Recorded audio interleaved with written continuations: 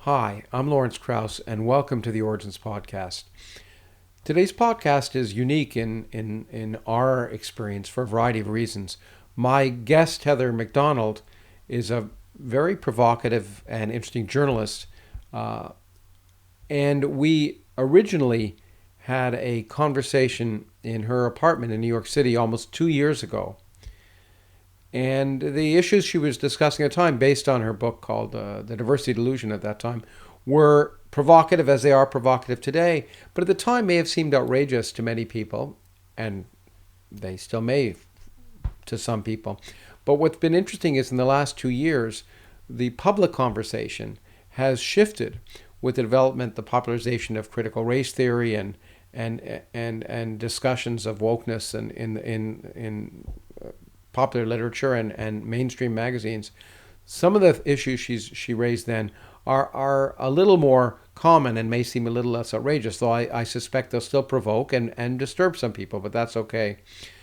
But because that was recorded a while ago, what we decided to do was do a second discussion more recently by Zoom, where we could update some of those issues. So this is a two-pronged interview spanning almost 2 years, one in person, recorded in 3 cameras, and the other by Zoom. And I hope you'll find both discussions interesting and the updates particularly interesting. Heather doesn't mince words, and she and I don't agree on everything, as you'll see. But I think it's very important to have these conversations with people, even if you don't agree with them, especially, in fact, if you don't agree with them. And so this is another example of the kind of dialogue that I think should be happening. Plus, I think several of the issues she raises are very important and need to be discussed in public. So I hope you enjoy the upcoming interview and or discussion. They're not interviews, they're discussions. But let me also say that for our viewers on YouTube, about 85% of our viewers are not subscribed to our channel. It'd be great if you could subscribe to our channel. And if you want more content and want access to things like live Q&As with me, please consider subscribing to our Patreon subscription service, where you can watch these things, in fact, without any additional advertisements as well. But we also have live Q&As and other things, and it helps support this podcast, which is part of a nonprofit organization, the Origins Project Foundation. So please consider either subscribing to YouTube or subscribing to Patreon. And if you're a Patreon member, you can write in about issues you want to discuss, people you'd like me to interview, or dialogues we'd like to have, and make it a little more interactive. And we're hoping to try and make this more interactive all the time. Having said all that, I hope you enjoy the upcoming podcast here with Heather Mac Donald. Well, Heather Mac Donald, thank you for letting us invade your personal space here. Well, it's been interesting watching the setup. It's an impressive crew you've got here. They are. They're always behind the scenes, but they're impressive behind the scenes. I look like a Hollywood studio here. It's right. It's actually all fake. It's just a backdrop. But here we are, and I want to first. This is going to be a fun conversation for so many reasons, in my opinion. But we come from opposite sides of the political aisle, and in principle. Don't be so certain. Well, yeah. We'll see, and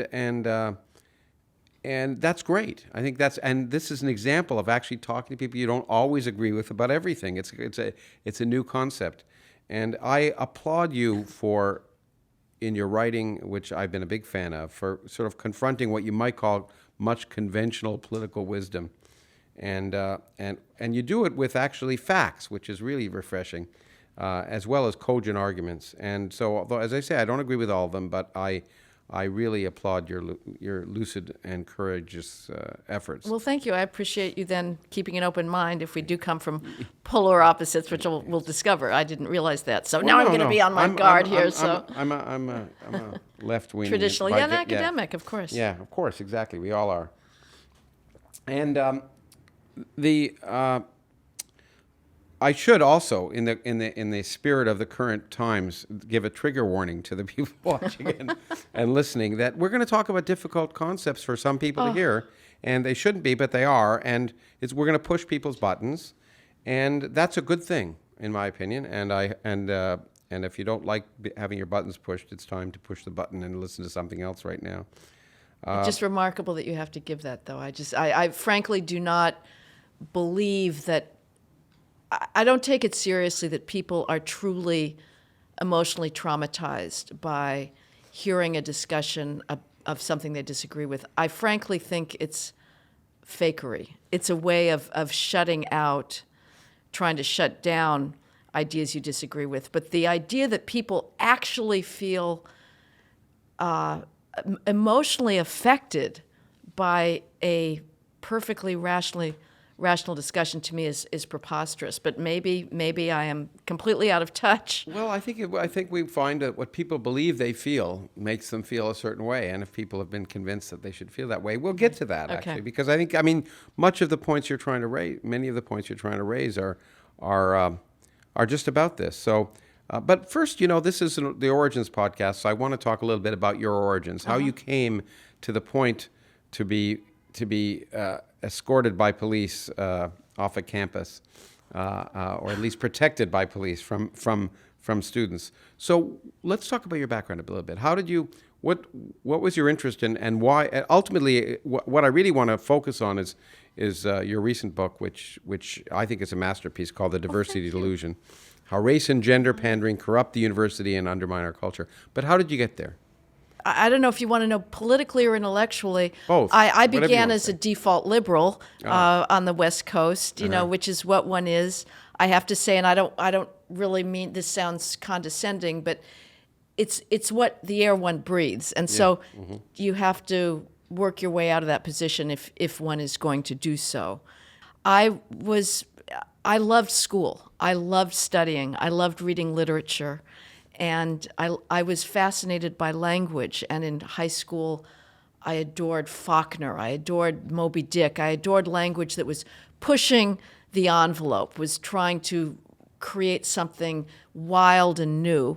So when I went to college, I was a prime sort of target for this mad literary theory that was reigning at Yale, which is where I went to undergraduate at the time in the 70s, and it embraced a set of propositions that I now look upon as obviously, empirically wrong.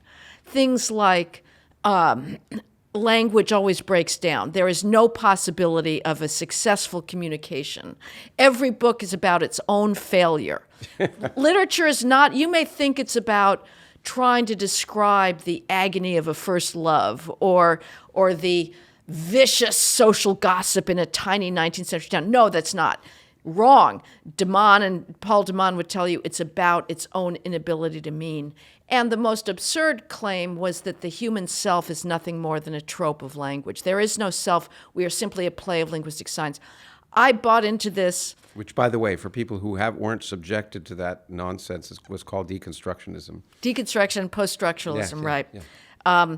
So I was uncritical. It felt like the hottest thing going. Yale had this feeling of being at the cutting edge intellectually, and this was a secret knowledge. It was a secret society that allowed you to feel superior to those unwashed who actually thought that you could read a book and understand the author's intent, or that you could make a contract and it would actually work to bind the parties. So I got sucked into this. I wasted far too much time in the sterling stacks of Yale's main library, slogging through Jacques Derrida's La Mythologie Blanche, because I suspended disbelief, and I revered my professors. They seemed the source of knowledge. And so that I wasted far too much time reading theory instead of great books, which I did, fortunately, at the time, still read some extraordinary literature. And in fact, the one benefit of being in the college in the 70s as opposed to the 80s was one still got to read the canon. I got to read dead white males without anybody thinking to bitch and moan about their gonads and melanin. It never occurred to me, as I was struggling with Milton's syntax in Paradise Lost, that what I really should be upset about, besides his Latinate diction, was that he's a male and, he's writing from some patriarchal tradition. And yes, in fact, Eve is shown as submissive to Adam. So what? The fact of the matter is the language was erotically rich. It was unbelievable. It was bursting with gorgeousness of the fruits in Eden. And so deconstruction still read great literature from a perverse perspective. But trying to deconstruct it. Trying to deconstruct it, but it had very good taste when it came to literature. So I then studied in England, and I studied linguistics, which was a complete revelation to me. And I loved phonetics. We were talking before about Chomsky. I liked syntax. But what I really loved was speech act theory. J.L. Austin, How to Do Things with Words, and John Searle, who's a philosopher at Berkeley. And Austin has this wonderful he was a British philosopher in the analytic tradition, and he has this marvelous dry language. But what he noticed is that analytic philosophy up to then had been interested with what it called the truth conditions of language. What are the conditions under which a sentence is true? And Austin noticed there's a whole category of language for which the criteria of truth and falsity don't apply. Things like, I hereby take you as my duly wedded husband. That's not true or false. It can backfire. It can be a successful statement or an unsuccessful, but it is not describing something in the world. It is actually changing the world. And, I christened this ship, HMS Pinafore. Again, if you don't have a ship, or you don't have the capacity to christen it, and nobody, you're sitting there breaking your champagne bottle and you're just walking by, you have not christened the ship. But under certain conditions, that speech act will change the world. And so Austin set out to think about those conditions in the way he called them illocutionary utterances can work or misfire. So that to me was a sense of language as something dynamic. I came back to Yale to start a PhD, and in literature or in comparative literature, which is where deconstruction was at its hottest. Yeah. And I sat in on Paul de Man's class. He was the most sort of austere and daunting and magisterial of the Yale deconstructionists, whereas Jeffrey Hartman was sort of elfin and playful. And I heard him engaging in the same rhetoric, this weird, bizarre rhetoric obsessed with decapitation and mutilation in Shelley, for God's sakes.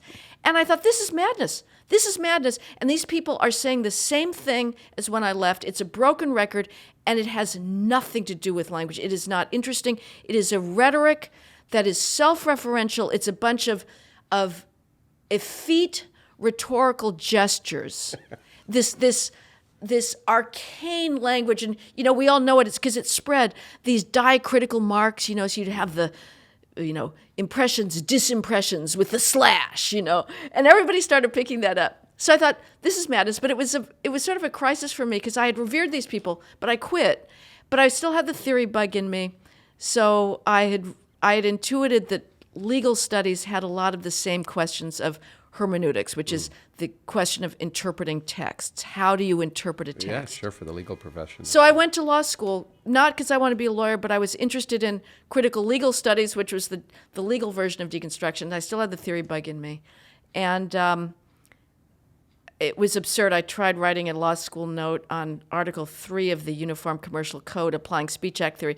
Article 3 deals with promissory notes, negotiable instruments. This was insane. I was so clueless. These are very practical commercial piece of paper to deal with credit in the evolving economy. To apply speech act theory is so dumb to that, but I couldn't see it. I was still blinded by theory that this is something that works. It's something that is in commerce. I kept yearning to go back to academia because, to me, again, the greatest privilege in the world is to be a curator of this tradition, of these books that we should all be down on our knees in gratitude before. None of us deserve them. And if we don't read them, they die. and they bring to us language, experience, feeling that we would otherwise not have access to. So I kept wanting to go back, but every time I looked at academia, it was getting dumber and dumber, and multiculturalism hit. Mm-hmm.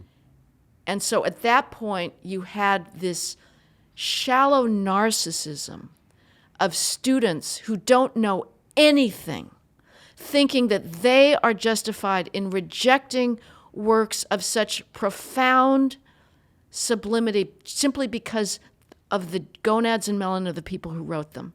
This was shocking to me. So I didn't start a PhD up again, and my goal at that point was to write the definitive refutation of deconstruction, because I was so mad because I'd wasted so much time. Instead of reading more Trollope, instead of reading more Jonathan Swift, I read Derrida and Saussure, who's a dead end. Yeah, no, it's funny because I taught at Yale a little bit after that time, and I was on Science Hill, which we sort of looked down on that thing. But the interesting thing is most of the Steele students never walked up the hill, the science part. They spent down and deconstructing down at the other end. It was, and if I were a scientist or a science student, a STEM student, I'd be pretty mad, that you still have standards there, and the students are working.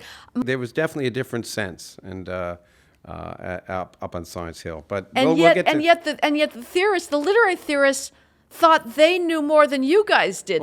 Because eventually, even we had the great Alan Sokal hoax. Yeah. Mm-hmm. The physicist who wrote this work purporting to show that all sorts of theories in physics are merely tropes. They're merely linguistic tropes. In fact, the first time I ever heard the word hermeneutics was, I think, in Alan Sokal's the title of his piece. Which had to do with hermeneutics and string theory. Yeah.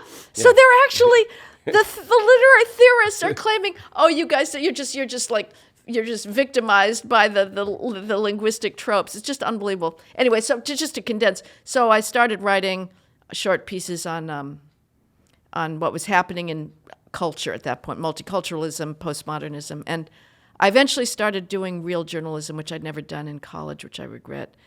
And that's what really turned me, I guess, a little more conservative, was going out, and this was in the 90s in New York with Rudolph Giuliani, the mayor, and big things were happening then. Yes. He was trying to change the welfare culture of the city. We had 1 in every 7 people in welfare in the country were in New York. He was also bringing crime down to record lows. So I started going to homeless shelters and welfare offices because I figure I don't know anything. My only value added as a writer is I'm willing to go out and go into strange neighborhoods and talk to people, and I find people like talking. And so I would go to welfare offices, and the clients would tell me they should have done this welfare reform years ago. These welfare mothers, and again, this is a welfare mother speaking. This is not Ronald Reagan with his welfare queen conceit. These welfare mothers are having more babies just to get their welfare check increased. These are the welfare mothers speaking again. Or they're too lazy to even change the 40-watt bulb in their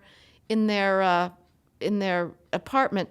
I talked to this one couple where the guy was absolutely entitled about, they're not going to make me work. If getting food stamps, he's an able-bodied, hulking guy. If they make me work, I'm not going to do it. And he mooches off of his girlfriend, who is covered by what used to be called AFDC. So to get her benefits, she had to do a little bit of workfare each week. So he was happy to mooch off of her, but he felt an entitlement, that he had his entitlement to food stamps. So that sort of thing, it started to change me. It scarred you, clearly. Yes. It traumatized you. Right. And started you on the conservative track. But although I've read you describe yourself as a secular conservative, which is an interesting. Nowadays, you have to say that, I guess, in this climate, because there's such a connection between conservatism and religious right, at least in this country. I didn't realize that. I mean, I'd never read a conservative publication in my life until the 90s. I had no knowledge of this, but it wasn't until the 2000s when I discovered how deeply connected religion was to it. Well, we could talk about welfare. We could talk about religion, but we're going to go back and talk about what sort of started you on this was the well. It's interesting that deconstructionism started you on the concern about what was happening in academia, and it's interesting that your introduction of yourself is a perfect introduction to the book because on the very first page. You refer to an incident, and I'll read it. It says, in 2016, a student petition at Yale University called for the dismantling of the college's decades-long requirement that English majors take a course covering Chaucer, Spencer, Milton, and Wordsworth. Reading these authors, quote, creates a culture that is especially hostile to students of color. Do you want comment? I mean, that encapsulates everything. The delusion. I mean, it really is a delusion that reading a work of great literature creates a climate of hostility. I mean, one doesn't even know how to unpack that. Yeah, you gave a bunch of examples at the beginning, and we'll go through. But there's another example, of course, and I know the people involved in this case, but Brett Weinstein. But another example of the extremism, quote unquote, I guess that you would describe going on American campuses. In May 2017, students from Evergreen State College in Washington State stormed into a class taught by biology professor Brett Weinstein and began cursing and hurling racial epithets. "Fuck you, you piece of shit," screamed one student. "Get the fuck out of here," screamed another. Weinstein, a lifelong progressive, had refused to obey an edict from Evergreen's director of First Peoples Multicultural Advising Services that all white faculty cancel their courses for a day and stay off campus. And it resulted in that. So I think those kind of examples certainly, from an objective sense, suggest some problems. But you were actually you experienced this directly, and if you could talk what happened to you at Claremont McKenna College, it would be useful.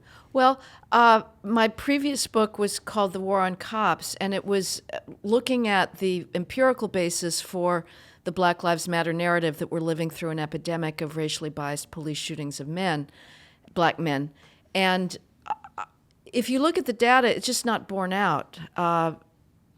What determines police use of force is civilian use of force and violence. And recently, a National Academy of Science study came out with this yet again, that it is the civilians' use of violent force that predicts whether an officer will. And so when you look at the data, it turns out that black men are not being shot disproportionately to their involvement in violent street crime.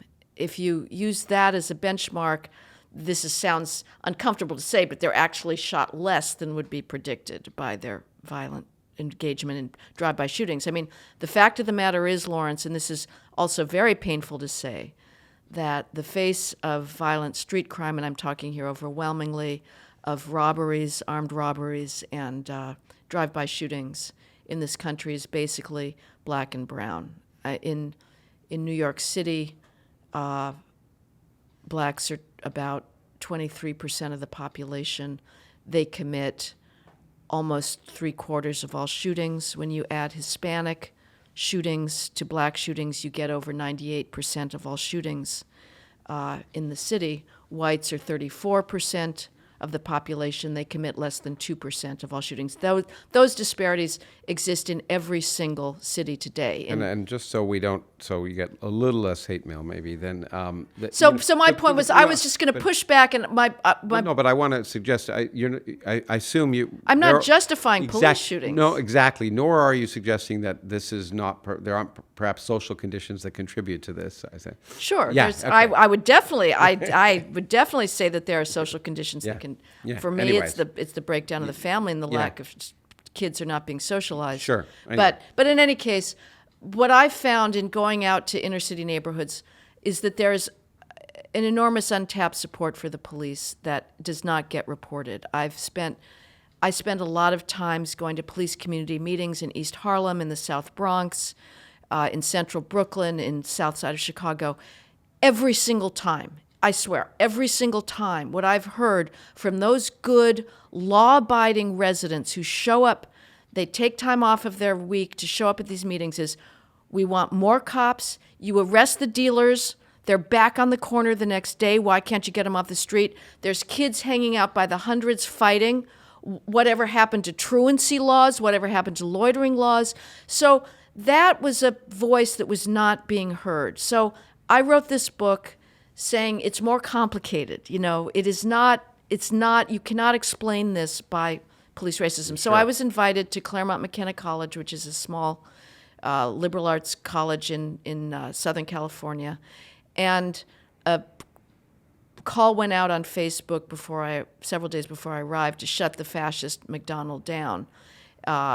And so this got more and more organized, and the students surrounded the auditorium where I was supposed to speak and would not let anybody in. There was some video online of a biology professor, an older man, trying to get in and just getting pushed back by the people. And there were, scuffles and skirmishes. It's nothing like Milo riots in Berkeley, but so nobody could get in.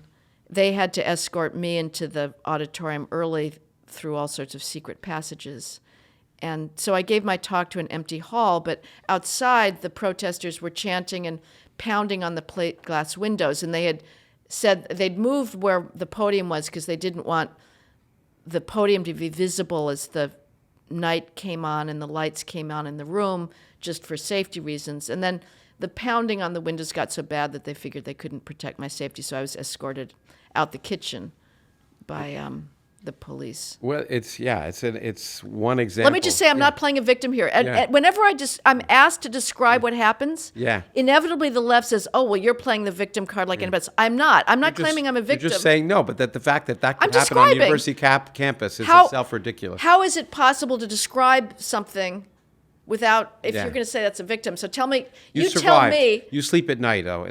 You can still sleep at night. Yes, but you tell me how I'm supposed to how anybody's supposed to describe that if that's inaudible. Well, so anyway, I think facts are facts, and you describe the facts. The people who are if there were any victims, and I hate the word, if there are any victims, it would be the students who actually had wanted to come and engage with me and ask me questions. That was not possible. So. No, I think that's the case. I know of it. I attended a similar event that my wife actually knew about, and actually my wife attended the worst part of it at a university up in Oregon, and it was just amazing because it was a law class, in fact, but the kids weren't allowed to hear the kids who'd come weren't allowed to hear because people were playing music and trumping and it's you're doing a disservice to the people who actually want to listen. Well, maybe we'll get to that, but I mean, I've interviewed Ricky Gervais, who points out that people who go to one of these things and get mad at what someone's saying, it's like people who walk down into a street and see a sign saying guitar lessons and saying, "Damn it, I don't want guitar lessons." But anyway, but you point out, I think, as interestingly enough, ironically, you say, of all chance, how do you spell racist? CMC was the most absurd, and it didn't even rhyme. Racist CMC, quote unquote, is so eager for, quote unquote, diverse students that it has historically admitted Black and Hispanic students with an average of 200-point lower SAT score than white and Asian students. So I think that, part of the point of the initial aspect of your book is that not only is the attempt to silence not just people you disagree with, but Chaucer is ridiculous, but also universities are the opposite of places where people are experiencing racism in an institutionalized way. It's not as if racism doesn't happen; it happens all sorts of.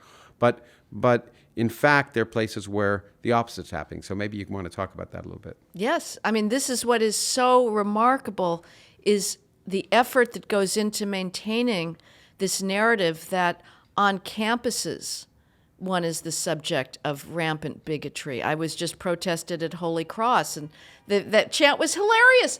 My oppression is not a delusion. This got chanted again and again to drown me out. And afterwards, this is organized by the Black Student Union at Holy Cross, which is a Catholic Jesuit school up in Worcester, Massachusetts.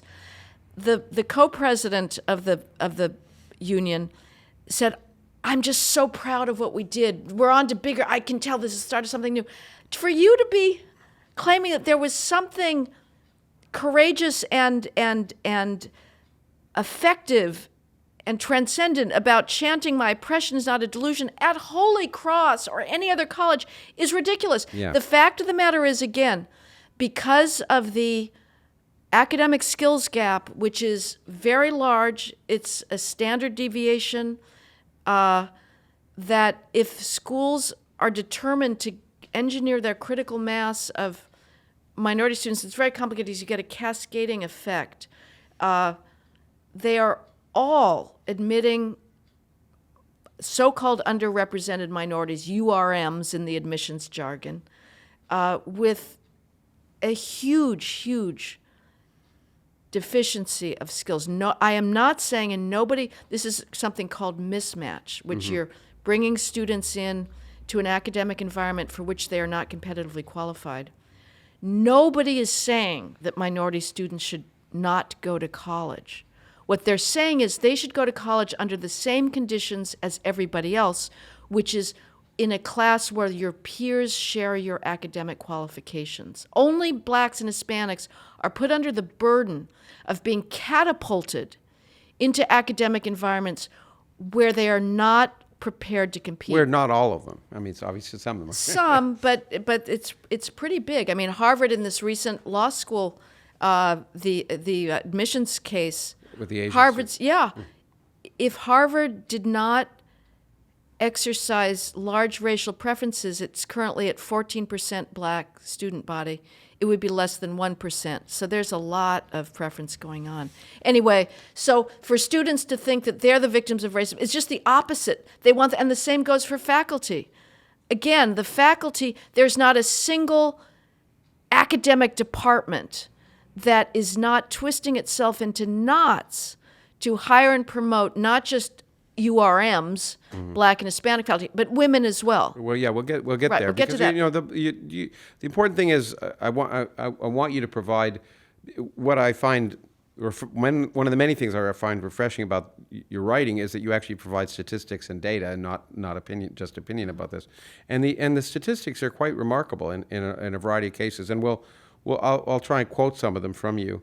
But one of the things that you talk about when you're talking about the fact that universities,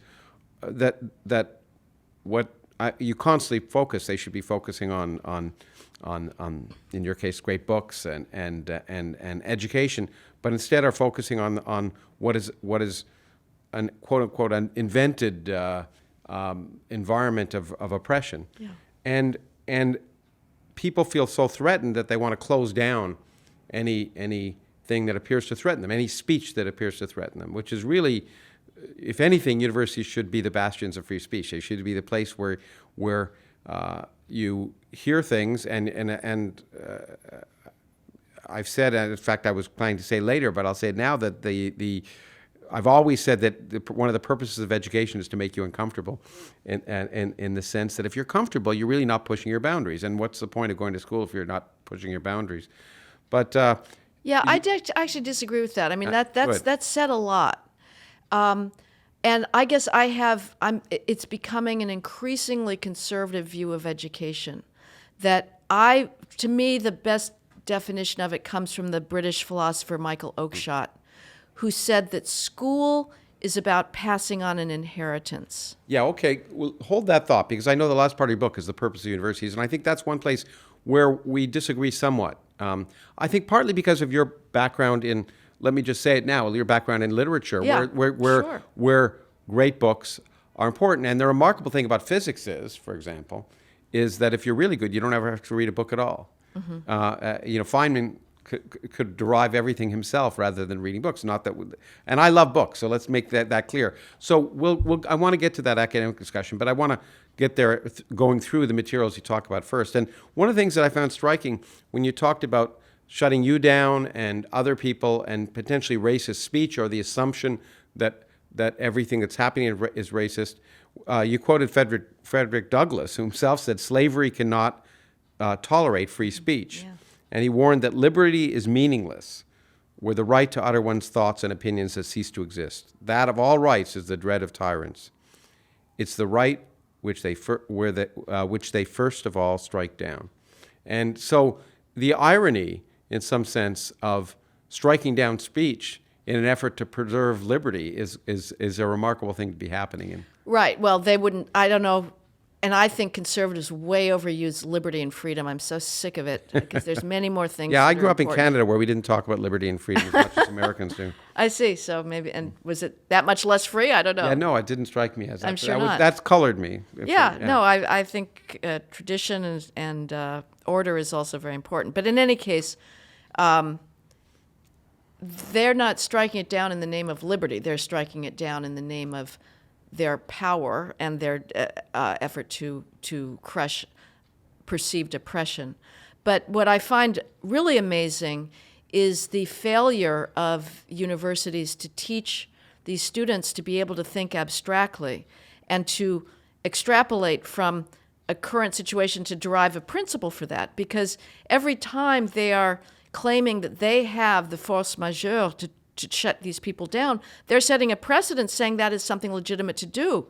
It's not that difficult. You don't have to engage in very abstract logic to say, okay, so what happens if we give Trump this power? Yeah. Do you really want Trump to be able to define what hate speech is? Because I'm sure he's willing to do so. Yeah. And I'm sure there's plenty of media outlets that he would call hate speech. So that's one thing at the very least, whether or not you believe in the free marketplace of ideas, if you're at all conscious of the tables can turn. Now, it may be that in academia, it is an empirically sound judgment that the tables will never turn. And forever, here on out, we will always be in control and we will be the ones defining hate speech. But should there be some kind of apocalypse and power changes, again, the historical ignorance of this, because this is what governments have done throughout history. Exactly. It's you think that the lessons of history would be learned. Right, but they don't learn history. I mean, come on, they're not reading history. Yeah, So. I've quoted this before, but I learned it last year. I love this quote from Mark Twain. He said, "History may not repeat itself, but it sure rhymes a lot." And but one of the problems is not just the ignorance of, literally the ignorance of students who are feeling this, but the fact that university administrations are going along with it. And an example, I guess, that hits both of us because we're both at Yale is this remarkable experience. I want to read from your book here. People have probably heard of this, but a notorious video of a black female student at Yale screaming and cursing at her college master in November 2015. And before I left Yale, I was going to become a college master, so that even gets more. Anyway, wow. It's a chilling portrait of self-engrossed, bathos-filled entitlement that's never been corrected by truth, much less restrained by manners. "Be quiet," she shrieks at the frozen administrator. "Why the fuck did you accept the master position? Who the fuck hired you?" She continues at full self-righteous cry. "You should not sleep at night. You're disgusting." What caused this? The master's wife, child psychologist Erica Christakis, had recently suggested in an email that the Yale multiculturalism bureaucracy did not need to oversee Halloween costumes. Her email prompted an open letter signed by nearly 1,000 faculty, deans, and students accusing her of racism and white supremacy and calling for her and her husband's immediate removal from their jobs and campus home. 100 or so, mostly minority students, then mobbed her husband, Nicholas Christakis, a renowned physician and sociologist, for an hour-long abuse session in the college quad that included "Be quiet," shrieked among equally horrified displays of rudeness. "You are disgusting," screamed another student. "I want your job to be taken from you. Look at my face, first of all, and understand that you are such a disappointment to this university, to your students, to yourself. You're a disgusting male. You were disgusting 20 seconds ago, a day ago, and a month ago." And then Christakis later hugs one of the students, Abdul Razak Mohammed Zachariah, in a conciliatory gesture. But Zachariah orders Christakis to understand that, quote, "the situation right now doesn't require you to smile." Another female student, Alexandra Zena Barlow, cries that Christakis' invocation of free speech creates, quote, "a space to allow for violence to happen on this campus." Christakis responds, "That I disagree with." Barlow shouts at him, "It doesn't matter whether you agree or not. It's not a debate." Now, the reason I wanted to do all that and mention those two names is, as you mentioned later, in case anyone misunderstood where the administration's sympathies at Yale lay, Yale conferred on Alexandra Zina Barlow and Abdul Razak Mohammed Zakaria its graduation prize for accomplishment in, quote, the service of race and ethnic relations. Yale lauded Barlow for her, quote, womanist, feminist, anti-racist work and for teaching her peers, faculty, and administration about inclusive leadership. I just, what can one say? What can one say? I mean, again, it's hard to believe that there's any faculty member, no matter how nuttily committed to the victimology narrative, that would not be appalled by this. But, but you point out over and over again, well, in this case, faculty signed this letter, but they often, in the case of your case too, I think the faculty did not stand up. No. And one can understand that as a faculty member, former faculty member. There's lots of fear that if you do stand up, and somehow, I mean, faculty live in fear. You may not realize that, but they live in fear of people taking away their resources and their department shrinking, and they live subject to the whims of the administration in some sense. And although they may perhaps shouldn't be so timid, it's really, one can at least understand how speaking out against a political wave, yes, which is adopted by administrators, would be viewed as something dangerous for a faculty member to do for their own career. Mm-hmm. I mean, yeah. It's it may not be laudable, but it's understandable. No, it's very understandable. It's easy for me to take my pot shots and get out, So it would take a heck of a lot of courage to be a pariah in an environment where you have to live every single day. But yeah, no, it was amazing. Again, the experience my wife had, there were all these faculty standing in the back of the room when these students were stopping the speaker from speaking in a law class and the students from hearing it, and not a single person said anything. But it's, peer pressure is very, and it's very hard to overcome virtue signaling, which we'll really, I think, want to talk about at some time or another. Well, but the faculty are not just scared of the administrators; they're also scared of the students. I recently was reading this wonderful 1917 lecture that Max Weber, the great German sociologist, gave, called "Science is a Vocation." Yeah. Because I gave a speech about social justice, and he says another reason why an academic should not indulge in his own political views on the academic platform is because his audience is forced to be silent, meaning the students are not allowed to talk back. They have to accept his authority. And I thought, if only. I mean, this is just such a grotesque inversion of what I think should be the proper hierarchy. Well, you see, actually, I think it's interesting. I think students should be encouraged to be skeptical of their professors, and that's part of education. I mean, I've always viewed authority as an anathema in some sense, or at least to be questioned. In fact, one of the things, a total aside, but I like to bring in science, is that I was a chair of a department for many years and involved in admission committees, and of course one saw a lot of Chinese students coming in physics because they certainly do much better on exams than American students, and their GRE scores overwhelm American students on the whole. But the interesting thing was that when they came into graduate school, they do well on the classes, but when it came to dissertation time, really, what was happening was that they unduly respected the professors. They would never want to contradict.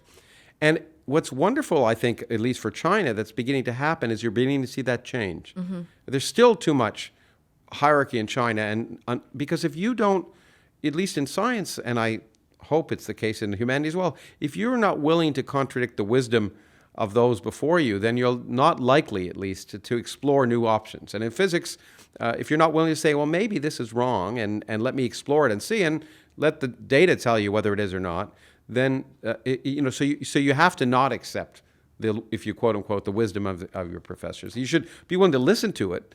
But I tend to think that, and again, this is where maybe we slightly disagree. I think I should listen to everything with a skeptical mind, including, if I'm a student, what the professor in front of me is saying. Well, I was a talky student. I love talking in class.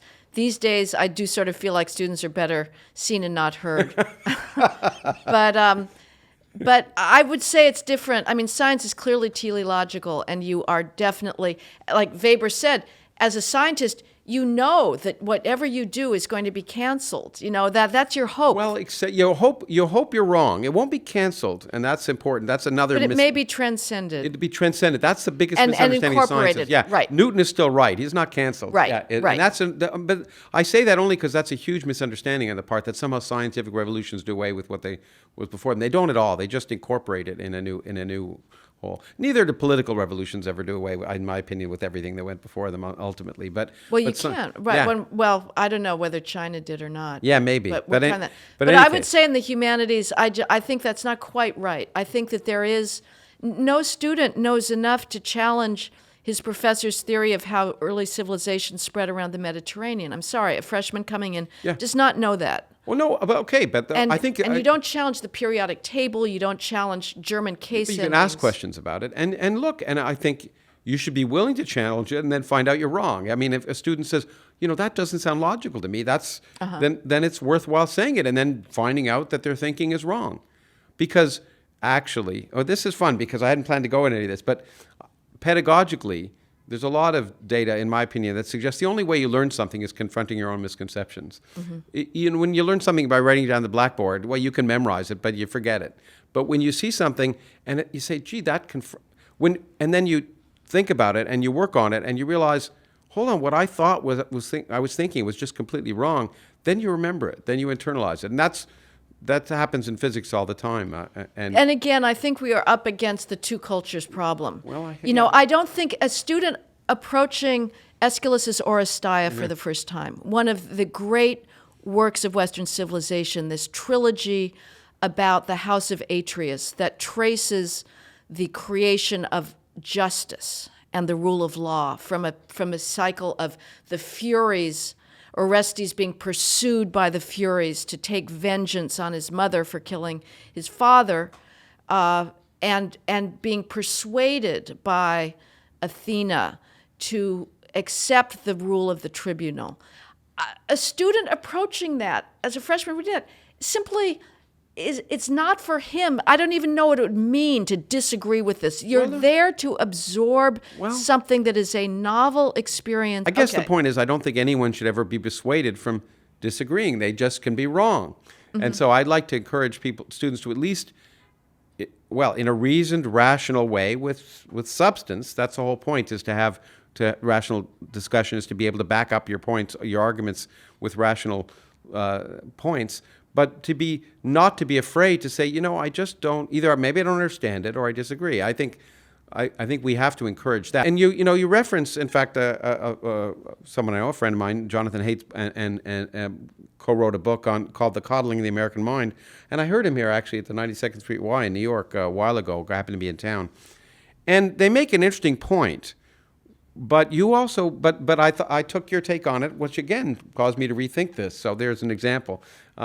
They make it a point that students feel entitled because they grew up in a society where, and not only feel entitled, but they feel easily offended and feel they should never be offended because they grow up in a society where parents teach them that everything's a threat, that going across the street alone is a threat, and the world is threatening, and you should never ever feel uncomfortable. That modern American parents want their children to never feel uncomfortable. And when they do feel uncomfortable, they feel that's an offense, even a physical offense, even if the words are making them uncomfortable. And I think the point is very well made. But you pointed out an interesting point that when it comes to trigger words that are gender-related, you point out that if that coddling was the case, you say, if risk-averse child-rearing is the source of the problem, why aren't heterosexual white male students demanding safe spaces, as we talk about safe spaces? Because there are safe spaces. I heard recently, and I don't know the university, where a speaker was coming in to speak about free speech. And at the time, there were women's groups on campus that organized safe spaces so people would not have to hear about free speech. And you do make the point that safe spaces now are, if it's just coddling, that alone can't explain things because there appears to be a gender gap in the need for safe spaces. Do you want to talk about it? And but we were just sharing before this show started. a really nauseating document from the secretary of Yale University about these spa treatments that undergraduates can get because they just need to unwind from their stressful days being a Yale student. Come on, you've got like a sampling of extra virgin olive oil in the dining rooms. It's outrageous that this amount, it's decadent that they're being taught to think of themselves as in need of therapy as an 18-year-old. They should be out like striding the moors and wanting to write romantic poetry, for God's sakes. They are the most unfortunate individuals in human history. So there is, and I also see, in New York, you see these little 3-foot-tall 4-year-old boys on tricycle scooters. Yeah. So this is probably the most stable contraption ever invented. So 2 big wheels, and the boy's 3 foot, and he's wearing this huge bubble helmet, and his father's got his hand on the shoulder just to steady him even further. So there's definitely that.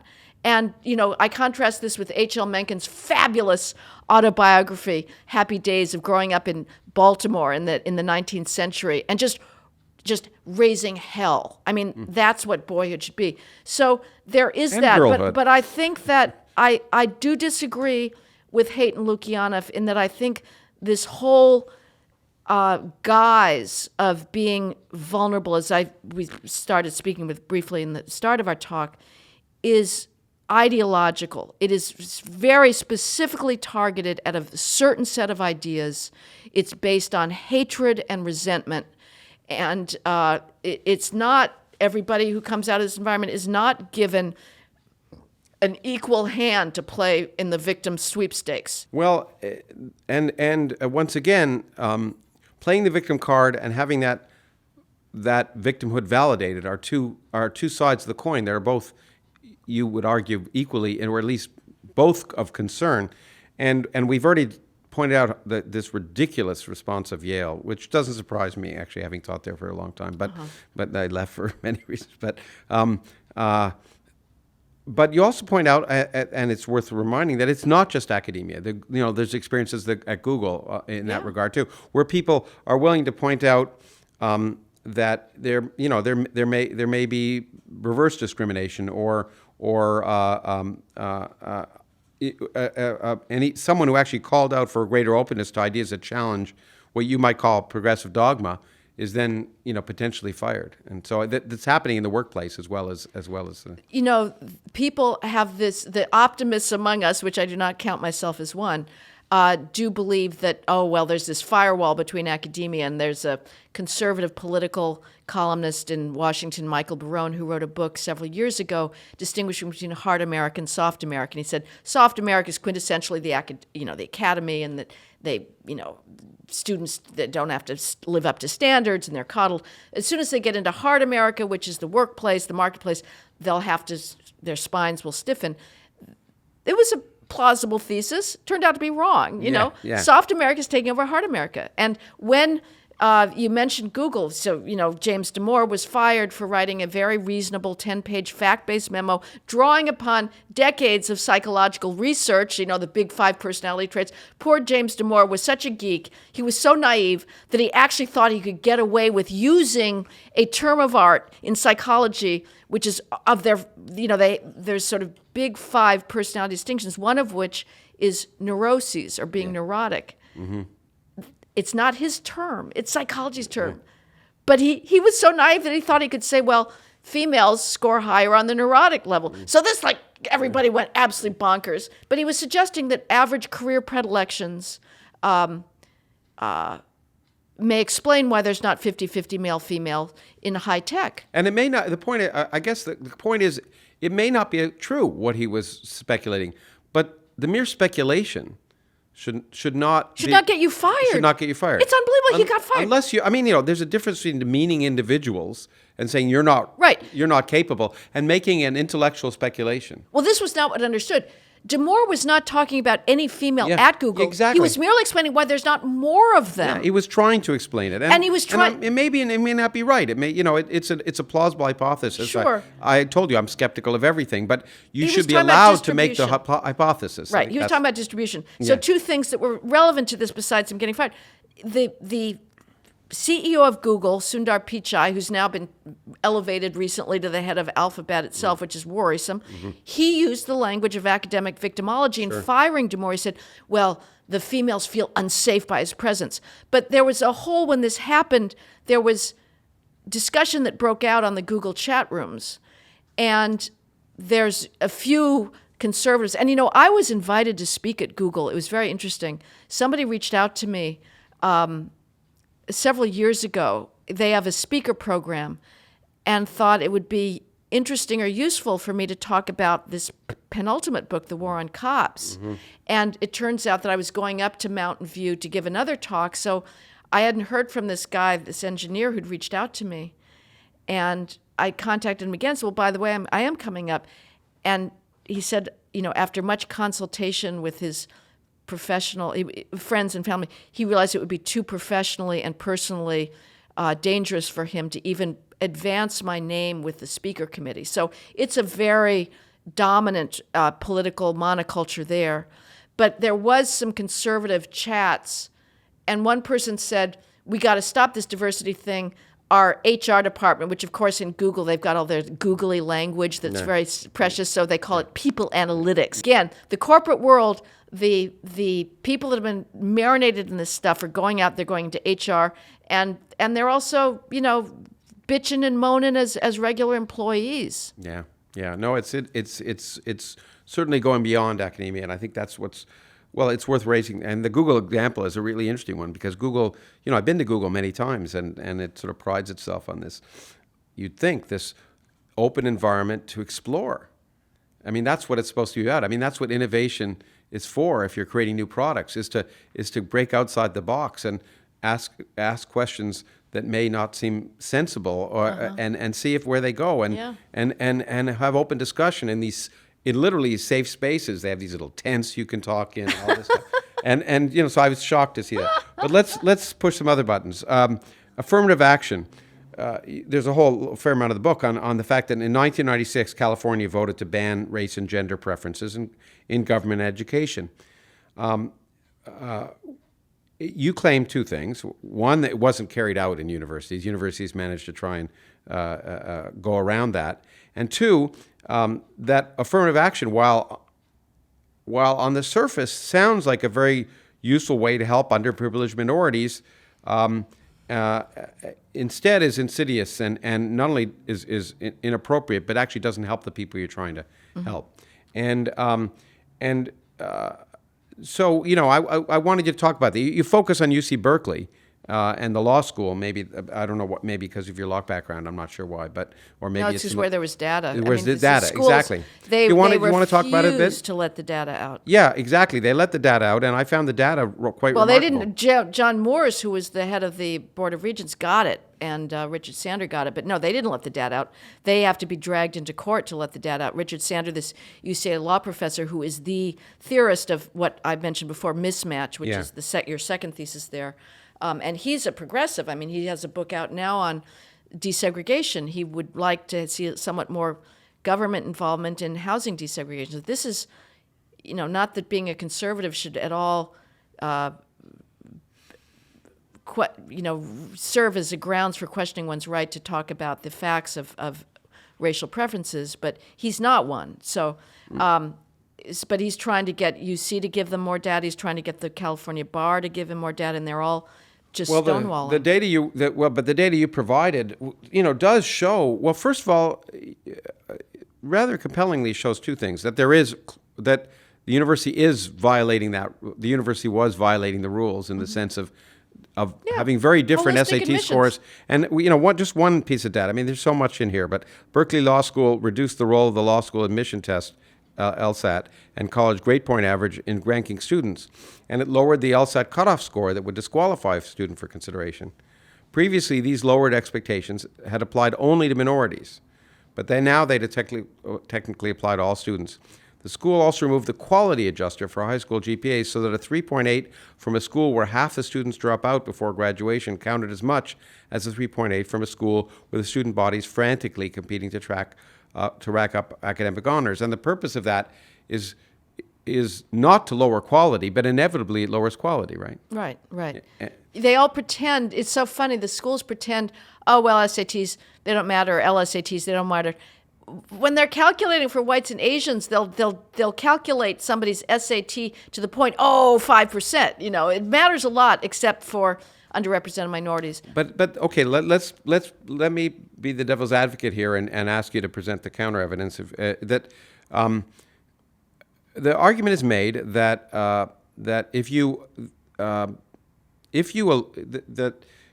give people a chance, that a lot of people don't, and it's true. I mean, I lived in Cleveland and taught at a university in Cleveland for a while, and just seeing the Cleveland public schools and going in there, which I did, and seeing the circumstances under which teachers had to teach, much less students had to teach.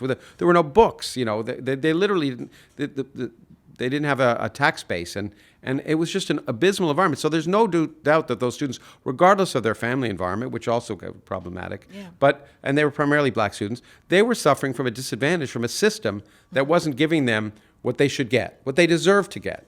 So accepting that fact, and one makes the argument that, okay, giving some of them a leg up to have the opportunity to be in a situation where they do have those resources and can flourish is a good thing. And I think that's the argument behind affirmative action. But you do point out, so having said that argument for you, one points out, and you say here, contrary to the claims of affirmative action proponents, the evidence is strong that students with a combined SAT score of 1,000, say, are less likely to do well in competitive colleges than students with test scores several standard deviations above that. And you make the argument that there's more evidence from law school, from bar exams, that you do a disservice by putting people in an environment where they feel they can't compete. Where they can't, but also the evidence, once they can't compete, they feel they can't compete, and it's demoralizing, rather than putting them in an environment where they are competitive and they can actually do better. So maybe do you want to give any of the data or discuss that? Yeah, again, there's 3 points that really need to be made. First, let's notice at some point the elitism of this discourse. Yeah. Number 2, what we're talking about is empirically, does it work? We talked about the beneficiaries of affirmative action, or the beneficiaries of racial preferences. Are they in fact beneficiaries? And what's the third point? Well, I'll get to it. Okay. But the fact of the matter is, let's take it out of race. Oh, and we're talking about averages, not individual cases. Sure, distribution. So let's take it out of race and make it gender. Mm-hmm. And so MIT decides it needs more females in its freshman class. Yeah. And it admits me with 650 on my math SATs, and all my peers have 800, more or less. Mm-hmm. So that freshman class calculus is going to be pitched to students that are at 800. And as somebody with 650, I'm not going to catch up. Now, there may be, of course, there's going to be individuals that do rise to the challenge. But on average, you're putting them at a competitive disadvantage. Now, had I gone, and this is where the elitism gets in, my third point is, nobody is saying minorities shouldn't go to college. That's the thing. It's go to a college where everybody else has FAT. Your same SATs. If instead of going to MIT with 650s, I went to let's say Boston College or BU. Let's say there the average is. You're laughing. Are these risible schools? No. I'm just thinking of all the people at Boston College and BU who are going to be so upset. No, I'm saying they're great BU, schools. They've become much better. When I was in anyway, I'm not. They are great. That's my point. Yeah.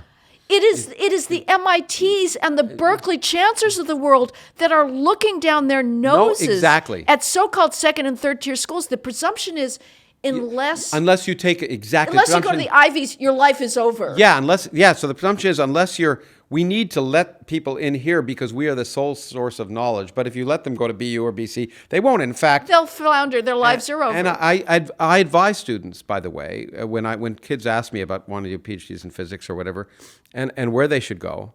And again, I grew up in Canada where things are so different. All the universities are more or less the same, and you go where you want to go because of geography as much as anything else. But I always say, if you can get a good education at any institution in the States, there's so many liberal arts college. you can get a good one or a bad one. It's up to you. It's up to you. Do the work. And Do the if homework. you and if you do well at a less well-known university, if at least in science, you'll have no problem getting into the best universities in graduate school. Right. And so it's up to you to choose to learn wherever you are, and you can get a fantastic education anywhere, Right. or a rotten one. Right. So there I am at BU with my 650 SATs on math, and my peers do as well. So the teaching, I'm going to be able to, it's pitched to my level. And, when California voters did pass in 1996 Prop 209, which purported to end preferences, gender preferences, as well as race preferences in government activities, whether it's contracting or university admissions, the chancellor of Berkeley got up and said, well, where will we get our leaders of the future? Well, you're going to get them from University of California at Riverside. I mean, why the presidents or chancellors of the second and third tier don't object to this snobbery is beyond me. Again, there's nothing shameful about going to, and obviously I went to Yale, but I don't think that's the only place you can get an education. I went to a small school in Canada. Right, and you see? I did my PhD at MIT. I mean, Exactly. Exactly. And so the issue is not, it's always seen like, you're saying blacks shouldn't go to college. No, I'm not. I'm saying they should go under the same conditions as everybody else. It is a unique burden to be put into an environment where you are going to struggle. It's painful. It's painful, to have to go through that. I mean, but we've all been there, and it is painful. So, it's useful on the other hand to struggle. I think we all have to learn because we're all going to go into environments that we're going to struggle, and that's another thing is that the everyone material's hard thinks enough. everyone. Well, I think somewhere one of these again. We'll see if we get to the quote, but it's like everyone is excellent. That's not true. Right. I mean, all kids nowadays, everyone is brilliant. There's one quote when one of these schools which says everyone is brilliant, and it's not true. And we need to realize that we need to struggle because sometimes we're not doing as well as we should, and Right. or maybe it's not what we should be doing. And it's just part of life in a job, in a relationship, and everything. It's so struggle is not to be avoided, I think. But you're absolutely right. To be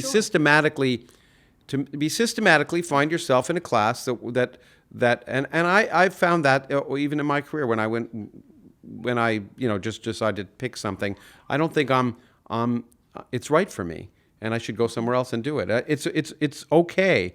But one of the problems of this that I find, besides the fact that you present a lot of data suggesting that systematically students that are admitted by affirmative action don't pass the bar as effectively as students who go to other institutions and of law schools where they don't feel out of place, right? I don't know if you were going to remember any of those statistics, but I was impressed reading that. Yeah, that's why he wants to get the California Bar Association that has extraordinarily detailed data to be able to make just this point, to compare mismatched students with non-mismatched students. But what we see, what we do see is with the Duke University as well, with the attrition rate of black males from STEM, because they're admitted to Duke with over a standard deviation difference in SATs. And the guy that was the expert witness in this recent Harvard lawsuit, he's an economist at Duke, he found that black males actually come into Duke with a higher rate of wanting to major in STEM than white males. But by the time senior year comes around, the STEM major graduates are overwhelmingly white and Asian because, again, the blacks have not been able to catch up. The perverse thing, but the brilliant thing about this whole diversity racket is the codependency between these students that are being taught to think of themselves as victims and the bureaucracy. So what happens is when schools are exercising to a school, there's not a single selective school that is not implementing very large racial preferences. The so-called beneficiaries of those preferences do struggle academically. They are then encouraged to blame their struggles on circumambient racism. And so they then present a whole new set of demands, more diversity, more mental health, more faculty of color, more ethnic studies, more diversity bureaucrats, and more critical mass of minority students, which then in order to get that critical mass, you have to dig deeper in the pool, creating more academic mismatch, an even greater degree of it, and the cycle just starts up again. But you have both the alleged beneficiaries of this scheme and the diversity bureaucracy all saying that reinforcing each yeah, other. interpreting the data differently, saying interpreting that Duke data and saying there's clear evidence of racism because more black students come in wanting to do STEM and fewer graduate. Therefore, the system must be racist. Right. That's a possibility. I mean, there's lots of possibilities. Name some names. Yeah. I mean, I go to these classes. Name some names. You tell me, who are the bigots? When Peter Salovey, the president of Yale, Peter Salovey, who's just done one genuflection before the race hysteria over the years. Yes. So you say Yale's always been that way. Well, maybe I wasn't exposed to it, but it seems to me that Salovey is like one of the worst, I have to say. I've known some pretty bad Yale presidents. Okay, well, that may be. You can inform me about that. I have no stakes. I'm not a matter. big fan of university presidents. Anyway, it doesn't matter. Well, yeah, they compromise a lot. They used to be intellectual leaders. They're not. But he has this theme about, well, we need to struggle so hard. It still is just this desideratum that lays decades in advance of being able to have equal opportunity at Yale and fight injustice.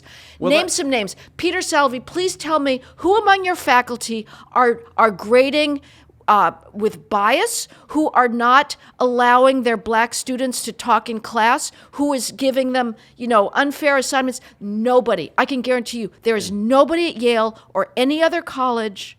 Well, there may be one or two, but in general, They're you say nobody. trivial. You're again, you're absolutely right. You don't see that, and in fact, you point out that a lot of these grading is blind grading anyway. Right, and in law schools. And so it. But I think the point I want to make before less people, well, I know what people think, but is that this is a question that I have about affirmative action beyond race, because we're going to get to gender next, and as I said, we're going to push another set of buttons. But universities are probably not the place to solve a problem that needs to be solved at a much different level. We just said the issues, as I pointed out in Cleveland, are social issues. I don't think, I suspect neither you or I think there's some intrinsic intelligence gap between the pigment in your skin. But there are social issues. Right. And the place to resolve them is where the social issues are being manifest, which is K-12, families. In the social structure, I would argue differently because I come from what you would call a welfare state. I come from Canada, where there's actually social welfare and people are provided for. But however you want to solve it, the place is probably not in universities. And it's even worse if you're trying to solve it for university students, if you want to solve it at the faculty level. Right. Where, when you say, look, we don't have, if you look at the faculty here, it doesn't represent demographically the region. You can't solve it when you don't have the infrastructure of students coming up through the system in the first place. And so every time you try and solve it at a higher level, you're making it more artificial. And as we'll talk about, I think I do agree with you, impacting on what should be a meritocracy. Well, the degree of irrationality is, one shouldn't be stunned anymore because there are so many blatantly counterfactual propositions adopted by universities. But whenever there's some student protest about we need more faculty of color in engineering, what do the adults do? They go into a fetal position and they say, oh, mea culpa, we're not trying hard enough. We're going to do another 5-year diversity report and gather diversity metrics. Yeah. And, now, the pressures are enormous on faculty hiring committees. But nobody says in 2016, in the entire United States, there were 7 graduates who were black of PhD programs in electrical engineering. So you tell me, how can every engineering department in the country have its critical mass of 13% black professors, which is the representation of the population, because that's always the benchmark. Yeah. You're not allowed to say, okay, who's actually qualified? You use a population benchmark. It's not possible. Mathematically, it's impossible. Yeah. But the administrators, rather than telling the truth about the pipeline problem, will cop to phony charges of racism. And this is another thing that is happening in the real world. Paul Weiss, this very elite law firm in New York City, and of course it's global now, but it is very left-wing. It gets diversity awards all the time for its pro bono work, blah, blah, blah. It had recently, it was so, again, another naive thing, it put on the web a picture of its latest partner class, and they were all white. And so New York Times blasted them. Front page article about Paul Weiss's racism. BS. Well, But Paul Weiss, the managing partner, was not willing to speak the truth about the pipeline problem. And I've talked to a partner there who said the problem is, and Sandra has shown this as well, that law firms hire black associates, first-year black associates, out of law schools at a vastly disproportionate rate than whites. They're wanting diversity again, but the black, thanks to racial preferences in law schools, they graduate overwhelmingly in the bottom quintile of their class, and so they don't have the skills. They don't have the writing skills in particular. So anyway, what's bizarre about our current moment with this anti-racism religion is that the elites would rather cop to phony charges of racism than speak the truth about the academic skills gap. And I agree with you. It cannot be solved at college. It needs to be solved before. You gave, I have to say, a statistic that surprised me because it was about Arizona State, where I taught, where the president raves about the demographics and trying to serve the people because it is a state university. But he said, and this is in the implicit bias area, I think he said, at Arizona State University, a white with the same academic credentials as the average black had a 2% chance of admission in 2006. That average black had a 96% chance of admission. So that surprised me. Non-overlapping spheres. Yeah, and I'm surprised, given the effort to say that it's sort of open to I mean, what's often said, and I've always admired the statement that the ASU is open to any student who can pass the minimum requirements. Mm-hmm. And what I'm hearing here, if this is true, is that maybe things have changed since 2006. I don't know. Anyway, let's move from race to gender. There's lots of aspects that you talk about in your book, not just affirmative action related to gender, but of course beyond that, the victimhood, which you start out by talking about in terms of what you call the campus rape myth, which certainly you try and justify as a campus rape myth. You say the campus rape industry's central tenet is that 1/5 to 1/4 of all college girls will be raped or be the targets of attempted rape by the end of their college year. Completed rapes outnumbering rapes by a ratio of about 3 to 2.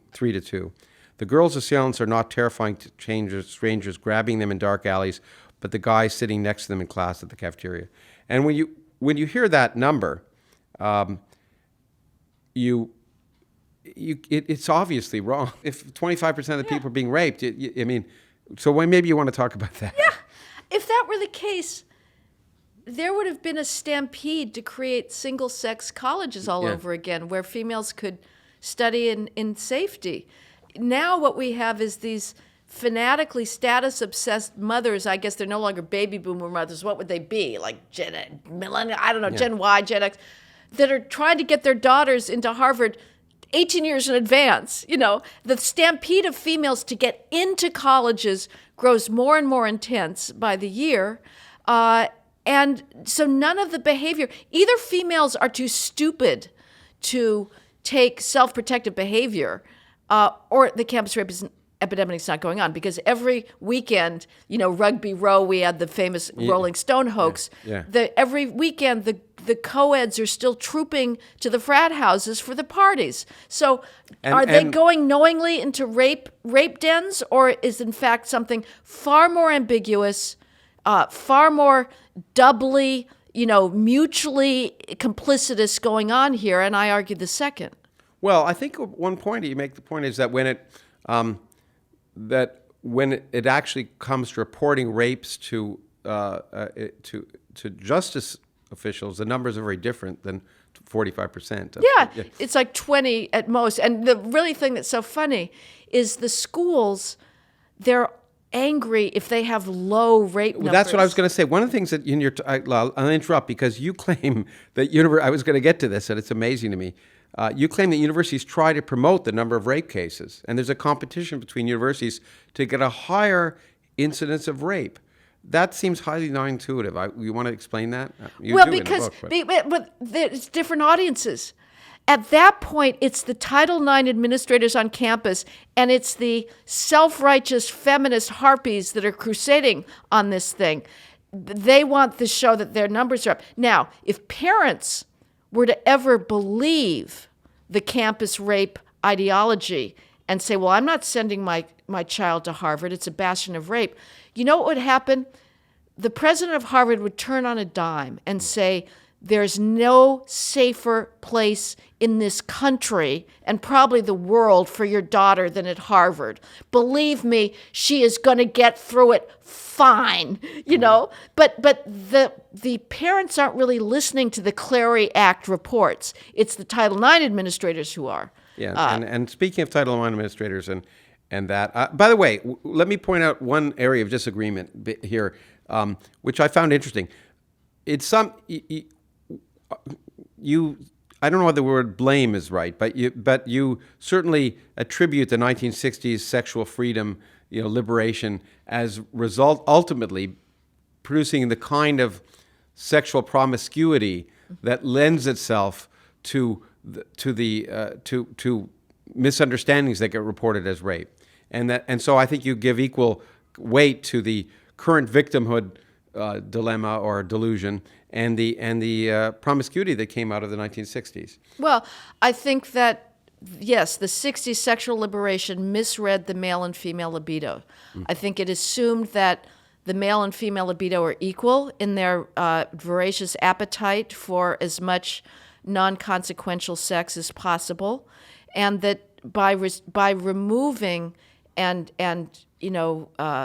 disparaging traditional norms that serve to try to equalize the power imbalance between males and females, that everything would be fine. So, male chivalry was deemed as oppressive, and female prudence and modesty were also deemed as oppressive. And so the drunken hookup, where, there's no consequence sex and you don't necessarily know your partner all that well, was assumed to benefit both parties equally. And well, it turns out, and I think we have, the biological evidence that hormonally males and females respond to coitus differently, that for females it does produce a surge of the hormone that, wants to have emotional bonding. And so there's a lot of females who are walking around the night after, and there's the guy, with his lacrosse buddies or whatever, and not feeling any particular tug of empathy and longing and regret and embarrassment. I mean, sex is very, very complicated. Yeah, and, I guess so now we're regulating it like a contract, which is ridiculous. Well, yeah, that's the problem, and we're also giving, we're not taking case by case Well, we're not listening to everyone involved, which is a part of the problem. I think that we're going to get to when we talk about the problem of what's happening on campuses. I just want to say that, having grown up in the 60s, the part of the sexual revolution that I do think was really important was women being allowed to be viewed as sexual beings, as there's nothing wrong with women, having sex, and before marriage, or there was a clear double standard before the 60s, which I think was inappropriate, that women who had sex outside of marriage were somehow evil, and men who did weren't. And I think the healthy thing that came out of that is that we are all sexual beings, and that sex has to be understood as implicit and as a part of life, and be dealt with by everyone, and not label. And it is true, and we'll talk about biological differences. And to argue there aren't biological differences is ridiculous. But the fact that women shouldn't be held to a different standard in terms of engaging in sex, I think, is a healthy thing. Yeah. Well, I would say that, the defaults for premarital sex have now been reversed, and that those defaults before, the default was, again, and you're right, there's a double standard. For females in particular, the default for premarital sex is no. Yeah. You can waive the default by agreeing to it, but the default means you don't have to argue every single time when the guy's petitioning you. Yeah. Mm-hmm. He has to argue you to yes. Now the default is yes. It's just assumed that this is how we behave. And it's the females who have the burden of getting to know. And I would say that the previous structure, I think, was more realistic about unequal bargaining power, unequal desire, and unequal consequences. But you're right. I mean, literature is filled with stories of the females in the 19th century Sure. who become castaways and are, go into exile because they are pregnant. So there was a double standard. I would say, on the other hand, the consequences of unprotected sex for females is much higher. Much higher, sure. So something that is more sort of female protective, you can always point to the individual cases of injustice, and that's the problem. Norms are going to have consequences, and now we're very reluctant as a society to have stigma with consequences attached to anything other than phantom white supremacy. I mean, we're still stigmatizing like crazy. Under these stereotypes, which are just, which are the problem. Part of the problem here is, and you point out, and having been at a university, I've seen the impacts of it, was this Dear Colleague letter from the Obama administration, which responded to a potentially real problem that certain universities were protecting, say, football players who were athletes, and that was a real problem. And so, it was well intentioned, but the net effect of it was to basically get rid of due process and any burden of proof, and the net effect, as you point out, is to say in the case of a drunken hookup of two students, that the male is always responsible and the female is not responsible, and to remove responsibility. But there's just so many examples one can give. But you described one at Washington Lee just an example of what goes on, and I want to read it because people may not be familiar with how unfortunate the situation is as a result of the implicit assumption that one person that people are guilty, and that evidence doesn't matter, which of course is the basis of due process, which is what keeps our country going. Take the case at Washington Lee University. After a late night party with the usual heavy drinking, the female accuser, Jane Doe, told her male companion, "I usually don't have sex with someone I meet on the first night, but you were a really interesting guy." Jane Doe began kissing John Doe, took off her clothes, and led John Doe to his bed, where she took off his clothes. They had intercourse. That was on February 8th, 2014. Jane later denied using that pickup line on the ground that she often had sex with someone she had just met. Jane, and then I'm skipping a little bit. Jane started psychological therapy after seeing John's name on a list of applicants for a study abroad program that she'd also applied to. She told one of her therapists that she had, quote, enjoyed the sexual intercourse with John Doe, but was advised that her actions and positive feelings during their first sexual encounter didn't negate that it was sexual assault. During one of those talks, Washington Lee's Title IX officer informed the audience that the emerging consensus that regret equals rape.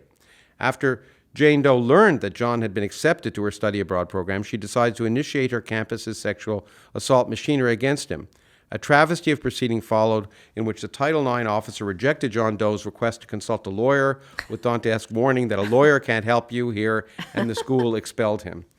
And so that the danger of taking a highly charged situation of young people,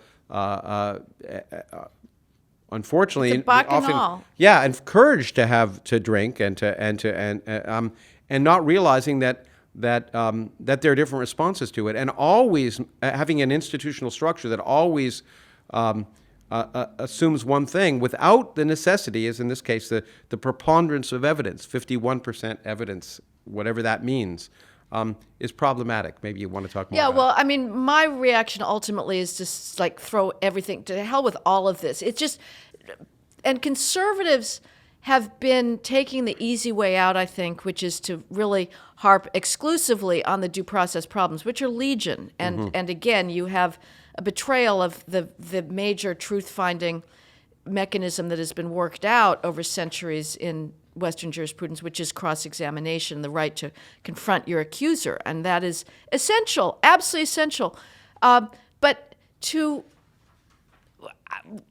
we need to step back, that there's something just weird Can't we see how weird this is that we have these bureaucrats and these tribunals to adjudicate the subtleties as like how much pressure somebody's applying, because we're doing this whole affirmative consent thing now. Yeah. And so you have students that at the start, you mentioned the sexual liberation era, which was, the students demanding get the adults out of the bedroom. We want to have as much sex as possible while in college and get rid of the parietal rules. And, we should all be able to visit at all hours of the night.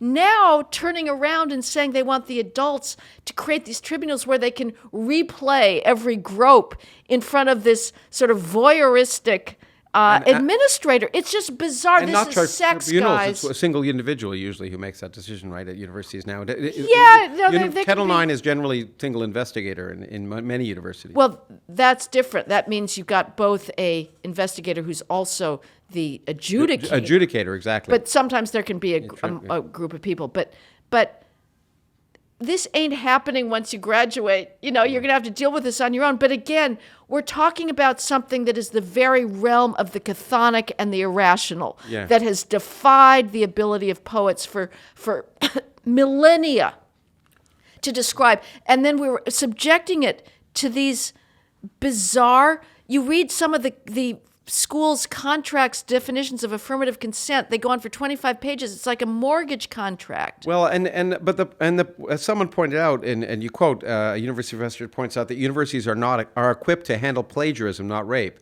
That rape is that we have laws against rape and we have laws against sexual assault, and that probably the place to adjudicate these is not in a university. If there's a case of rape or a case of sexual assault, it should be handled in a legal system. Yeah, well, but then people will say that, of course, they're underreported because people feel the legal system is biased against them. Yeah, well, no, the reason is they don't think that they know that these cases will be thrown out initially because the evidence of there being mutual codeterminacy is so great.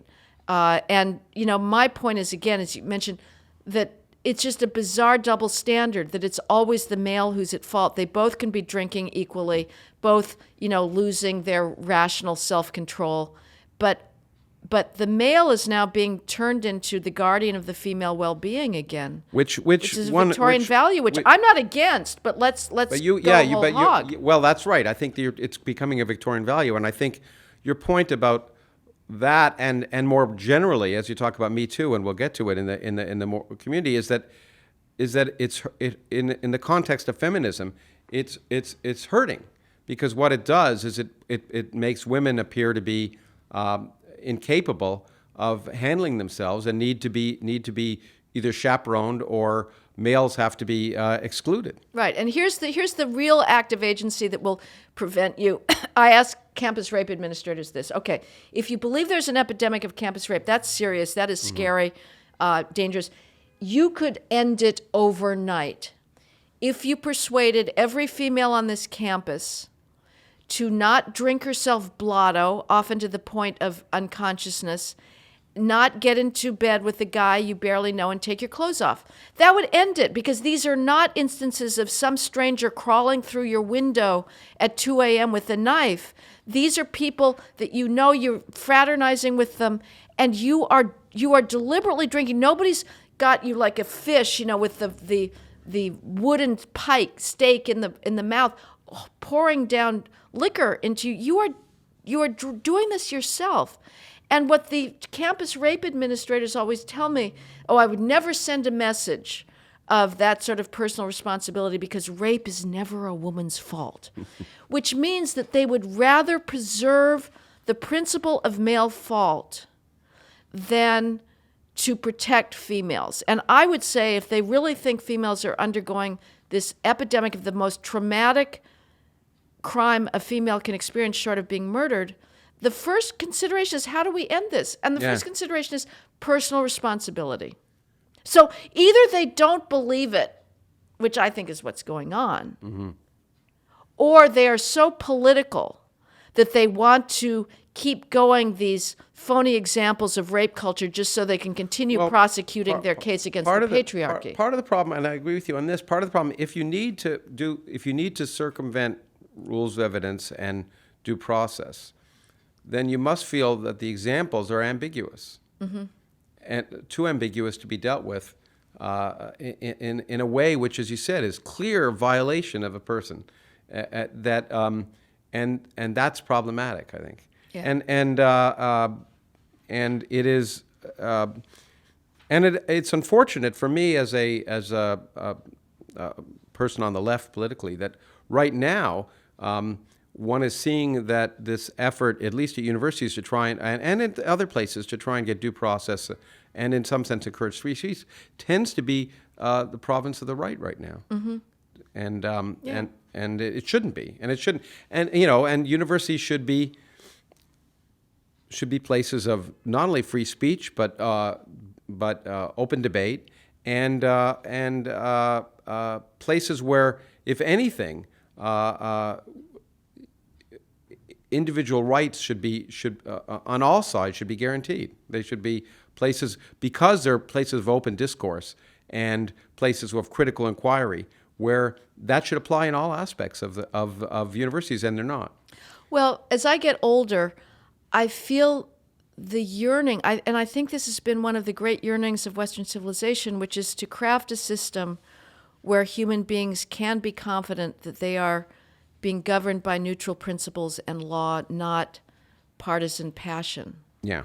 And it's terrifying to think, and as somebody again who came out of deconstruction, I still imbibe deconstruction that I don't believe in truth. Actually, even though I live it as if I do, I write because I do believe I'm counteracting falsehoods, and yet there's a part of me that still is too wedded to the idea that there's infinite number of interpretations. Well, but again, the hope is that you can have some kind of neutrality, a tribunal where you don't have to worry, is the judge a Democrat or a Republican, that there's a possibility of the rule of law. And again, my deconstructive past said, oh, come on, give me a break.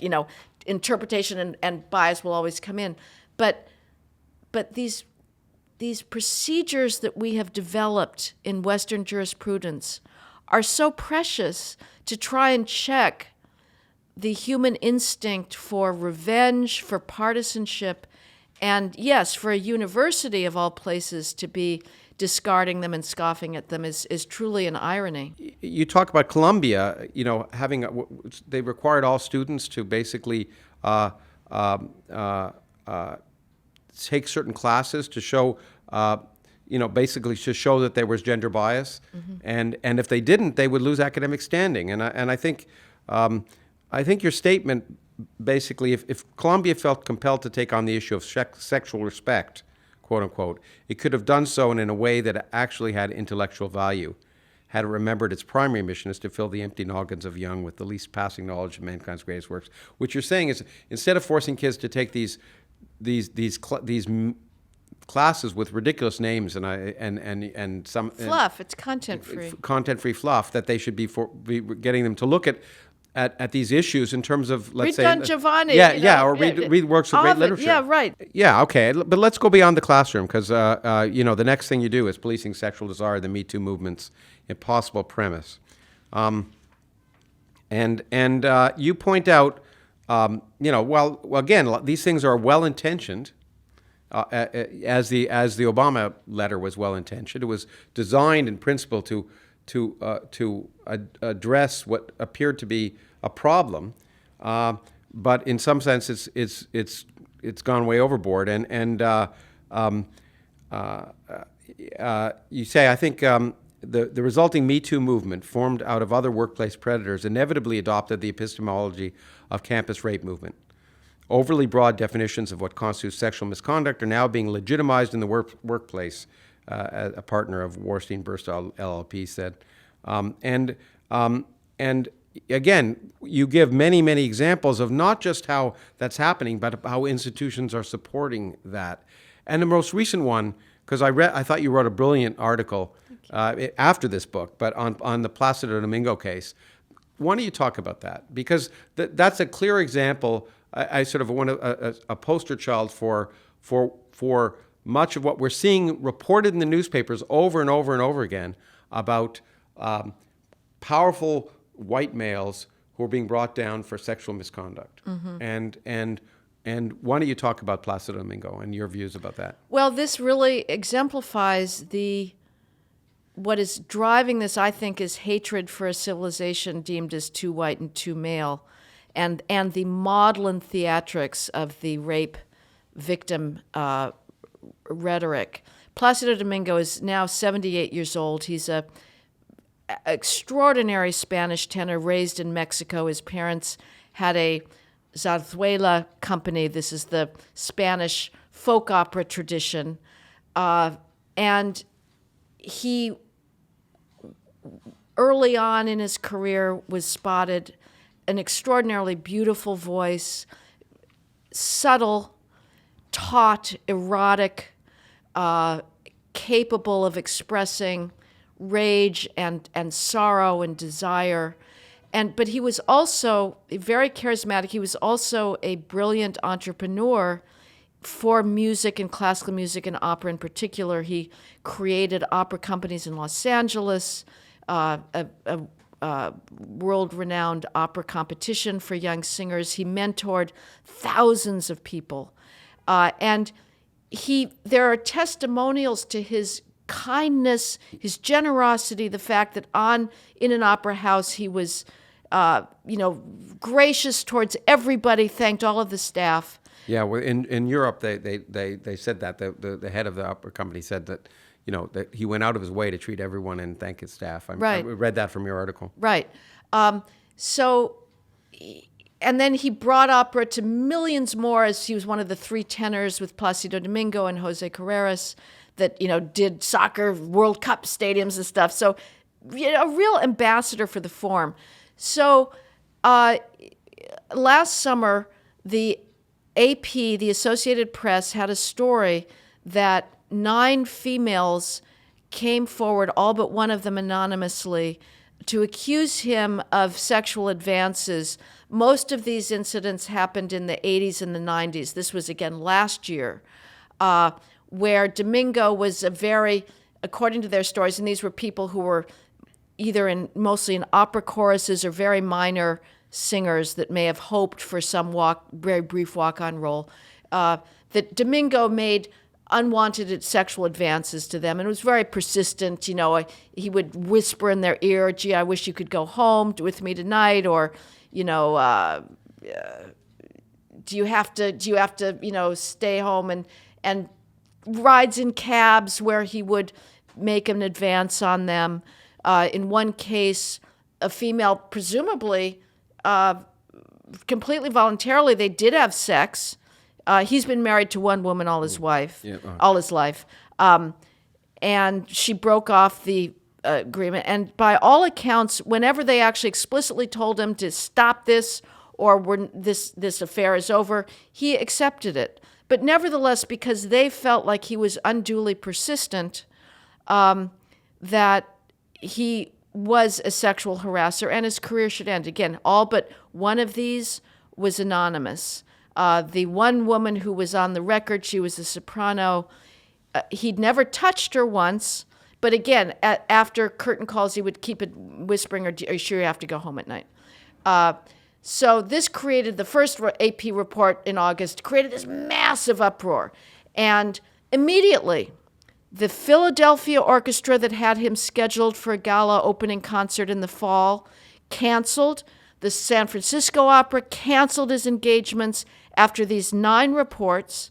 The Philadelphia Orchestra, again, another example of the spread of the nauseating victim rhetoric from universities outwards, said, well, our communities are unsafe by Placido. In other words, our audience members are unsafe by Placido on stage. In other words, if you're living in West Philadelphia and Placido Domingo is performing in the Kimmel Hall, you are at risk if you're a female. This is absurd. So a second AP report came out with another 11, I guess, anonymous accusers. Mm-hmm. One, again, was on the record. And her story was that Domingo, in a dressing room, he'd been pestering her, sort of grabbed her breast. And she said she'd said this to the makeup man. Did you see what happened? They contacted the makeup man. He doesn't recall any about this. To me, that's not determinative. It could have happened. Yeah. Now, my point, and so then that all these other media outlets wanted to jump on the bandwagon. Only AP got the anonymous accusers. NPR then wrote a story, 2 stories actually in a row, about this revolt at the Metropolitan Opera in New York, which had said, we're going to wait for the LA Opera, which is the company that Domingo founded and was still the general director. And again, Domingo put opera on the map in Los Angeles. He got Hollywood money, the ordinarily Philistine Hollywood money to contribute. The LA Opera started an investigation. Metropolitan Opera said, okay, he's slated to open in Verdi's Macbeth in September with this Russian superstar soprano Anna Netrebko. We're going to wait to see what LA Opera concludes before we make any decisions. Well, the weekend before Domingo was going to open in the Metropolitan Opera's Macbeth, I went to the dress rehearsal for that. The orchestra members and the chorus in the Met then had this meeting with the Met general manager, Peter Gelb, raising bloody hell, saying, we are unsafe. The fact that a 78-year-old man is in our house makes us as females in the orchestra pit unsafe. This is ridiculous. The idea that a 70-year-old man places a threat in, and under current microscope, you really think that he is going to make an advance to you? And even if he does, how about you say no? Is this like so impossible? So the Met, after this came out, and there was this revolt among the staff, Peter Gelb decided on a moment's notice to cancel Domingo, and basically Domingo will never sing again at the Met, and his career in the United States is over. Now, there's 2 ways one can approach this as a skeptic. The easy way is the due process argument, which is to say Domingo had no due process. He is facing anonymous accusers. These are incidents that happened 20, 30 years ago. How can he possibly defend himself? We don't know the facts yet. This is way premature to make these judgments. It's like the campus kangaroo courts, but there hasn't even been that. This is purely, he's being hanged in the media. My position is more radical, which is that I am willing to grant, for the sake of argument, that all of these things happened, and that if we went through due process, that we would be able to find females who, in fact, Domingo was pursuing. Let's notice, Domingo, throughout his career, has been pursued mercilessly by female singers. We are living in a bifurcated existence more and more as females enter more and more workplaces where we have the realm of ideas and then we have the inevitable incursion of erotic desire. Let's take a point that you actually told me about today, about another which is, people could argue with you, and I'm sure will. But let's take this other opera tenor, I think. Vittorio Grigolo. Just something equally significant happened to him for something that seems absolutely ridiculous. Do you want to? Yeah, he was touring with Royal Opera, the British opera company in Japan. And it was a performance of Faust by Gounod. And the staging had Grigolo, the tenor. He's a very, very charismatic, very exuberant stage presence. The staging had him as Faust, he's an old man, starts out as an old man, he's given eternal youth in a pact with the devil. He apparently, a pregnant woman during the course of the opera presents him her pregnant belly to pat. Mm-hmm. And this is part of the stage business. So during the curtain call, the ballerina who played this voiceless part with the belly, she was on stage with her prosthetic pregnant belly. And so Grigolo apparently went up and sort of gave it just a good-natured pat, mimicking what the stage business was. She got all upset about this and felt like she was being sexually assaulted, that he was patting her prosthetic belly. And apparently there was some exchange where he then got sort of hot under the collar. But this was all in sight of the audience. The entire company was on stage. He wasn't dragging her to his bedroom and raping her. It was a pat that was visible to everybody else. So this created bloody hell again. The man is a sexist. And as of yesterday, both the Metropolitan Opera and Royal Opera have fired Grigolo from all upcoming performances. Okay, so I think that's a clear example of something that I think is almost easier to see is perhaps an overreaction. But your point you make, and I want to move off this in a second because it's highly emotionally charged, to the other aspect of this, which is continuing the diversity delusion institution. The other aspect of this complaint is not just sexual harassment, which you're talking about, but also sexual inequity, namely gender inequity in universities and other places. And I want to talk about that delusion, which I think you deal with very well, and I want to end with that. But before we do, you make a key point. If the argument is made that there are that men and women need to know that they respond differently to sexual suggestion, sexual innuendo, et cetera, and men need to be sensitive about this. You make the point that women recall from this same behavior reveals, and I'm quoting you, reveals a fundamental divide between male and female experiences of the body and sex. And there are, and I mean, there are unambiguous, for people to disagree, that there have been studies of no doubt that women and men treat sex and even smiles differently. Feminist tick of blaming males for every female behavior that contradicts their ideal of gender equality undercuts the very claim of equality. Your point is that the point you're making, which is interesting, is that by saying that males are different, but they need to be the same, but they're different, violates the claim, the feminist claim that everyone's equal anyway. And I think so. Maybe you can say it more eloquently than I just did, but. Yeah, I mean, why do we, if there's no difference between males and females, why should we have gender quotas in politics? Why should we have gender quotas in corporate boardrooms?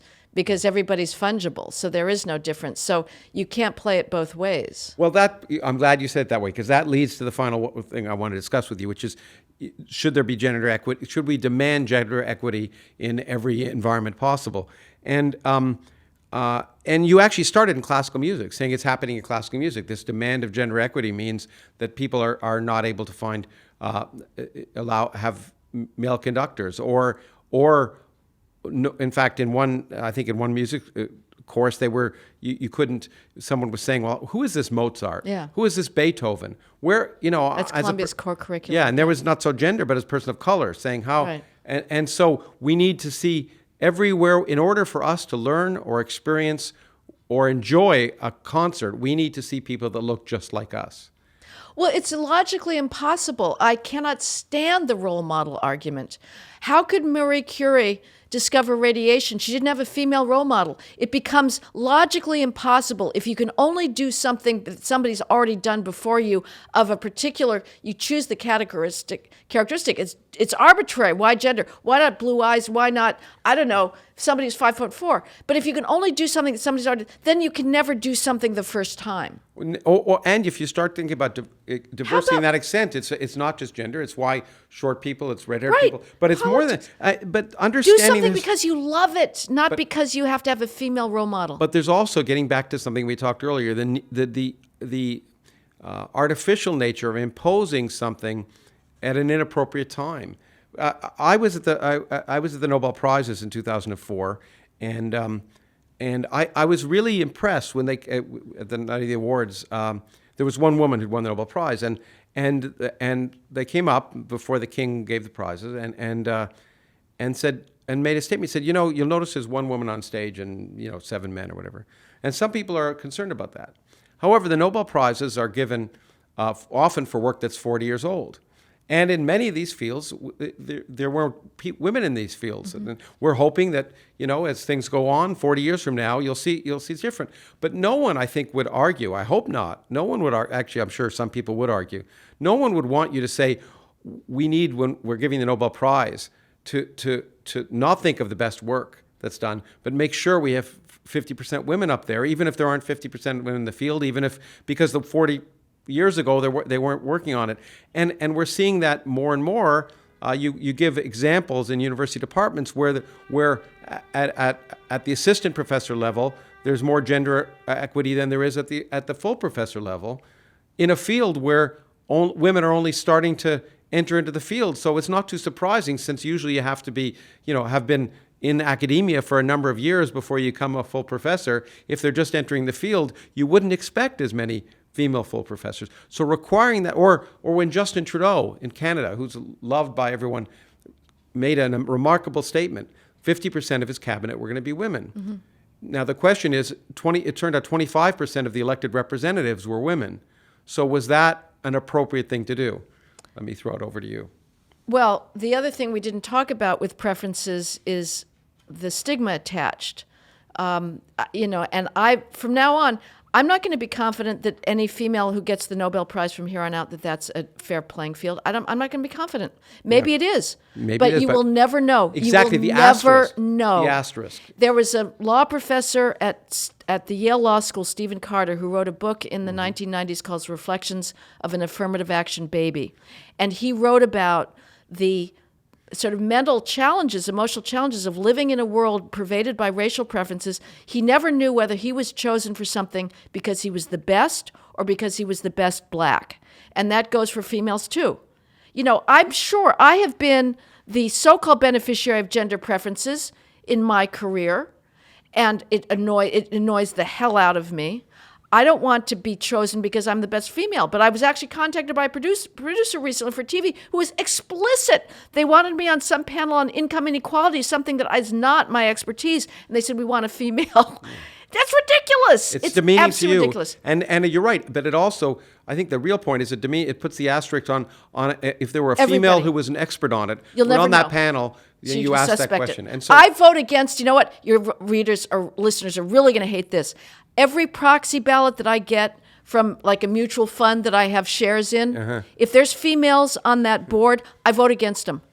Every single one, without knowing more, because I am confident that they are there. There's companies that are moving out of California now. They are desperate to find females to get on their boards. Well, and they can find no one with the expertise, and so they're leaving California. Well, and I think to come back to the university again and end with the universities, what we're seeing is universities bending over backwards the same way we're with race to admit to mea culpa in a situation in which they initially aren't even guilty, but creating an infrastructure which makes it implicit that they're guilty. And the thing that when you talked about creating the bureaucracy to handle diversity, gender diversity and racial diversity, but gender diversity was just amazing to me. The University of California, there was a new Diversicrat position and he said it would augment UC San Diego's already massive diversity apparatus, which included the Chancellor's Diversity Office, the Associate Vice Chancellor for Faculty Equity,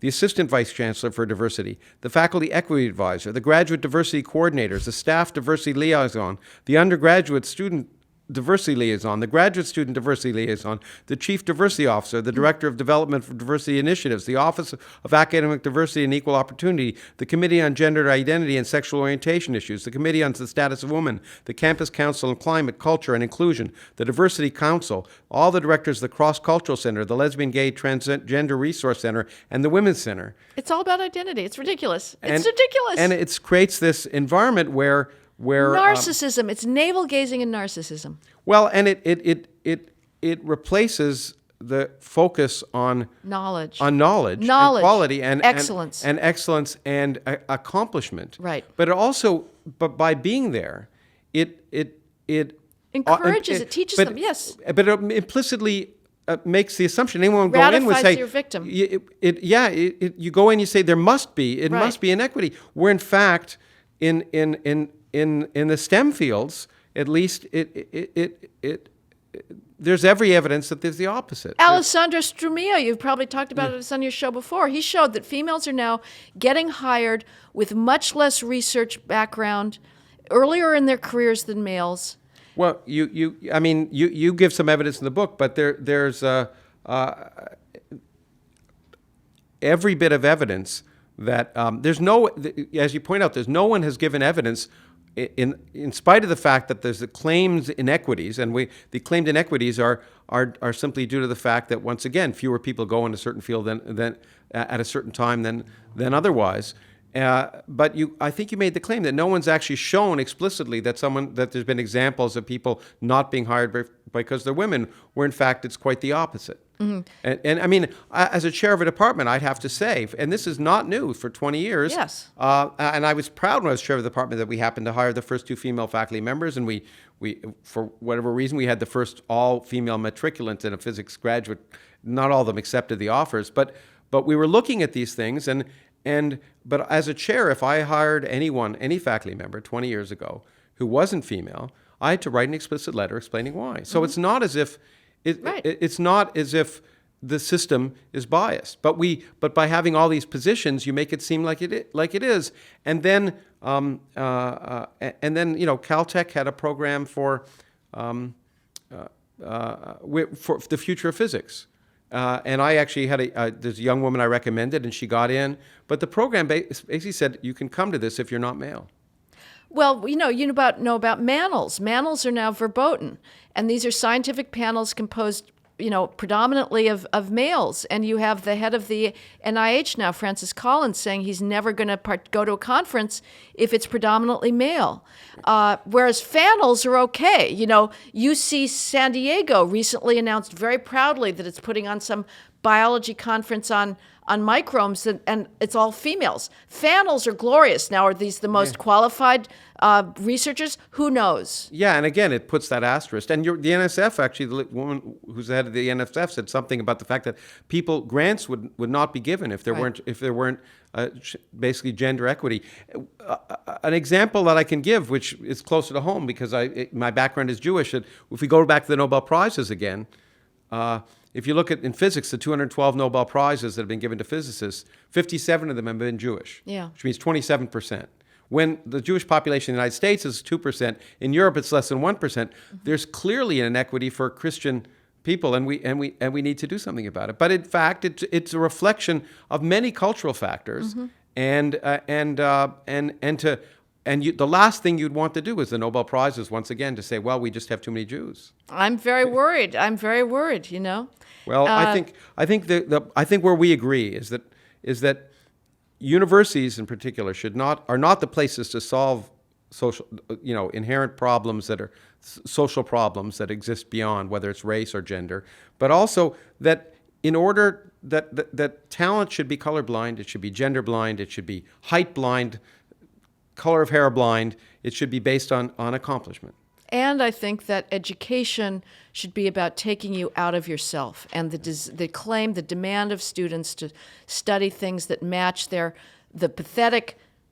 God, being female is not an accomplishment. It's not particularly interesting.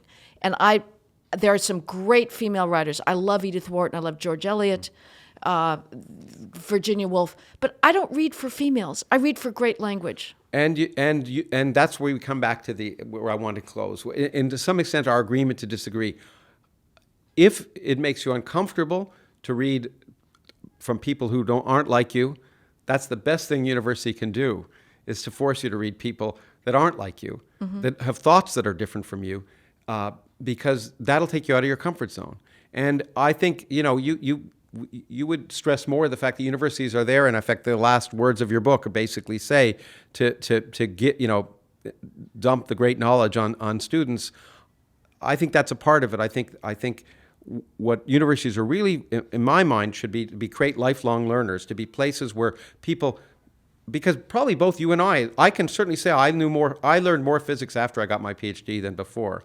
But what I learned was how to learn, and how to tell the wheat from the chaff, and to learn how to determine when I'm wrong, when my physical bias leads me to a conclusion that is wrong, and to be able to question myself at all times. So I think university is to instill knowledge, but beyond that, to perhaps make you uncomfortable by being able to force you outside your comfort zone to ask when you're wrong.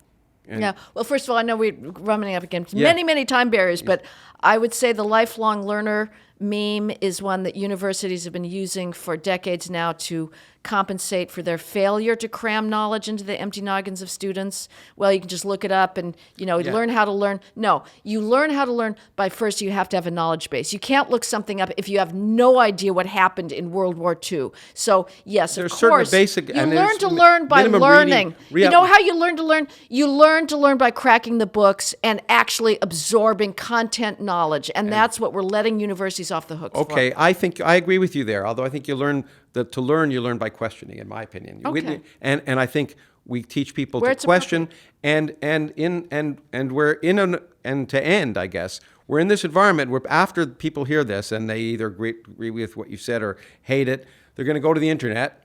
And the internet is this what we used to think was this incredible source of knowledge, but it's a source of misinformation as well.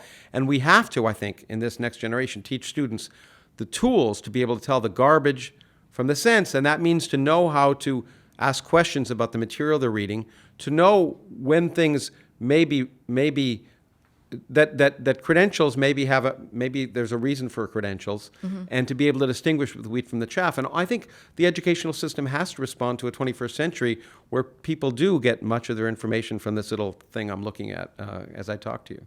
Okay. Well, I'm Anyway. not gonna set us off on another. We'll have another chance to conversation. We could have gone on. We've got for so long, and I appreciate the courage you've had to bring up these ideas and potentially infuriate people, and at least get people talking about these issues, which is really the important point of this. And as I said, science and culture come together.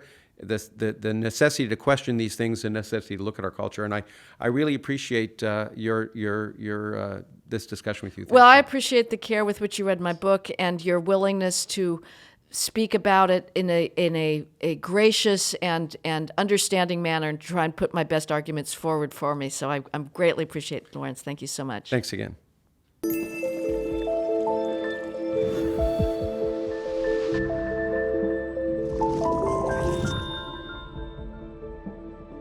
I hope you enjoyed today's conversation. You can continue the discussion with us on social media and gain access to exclusive bonus content by supporting us through Patreon.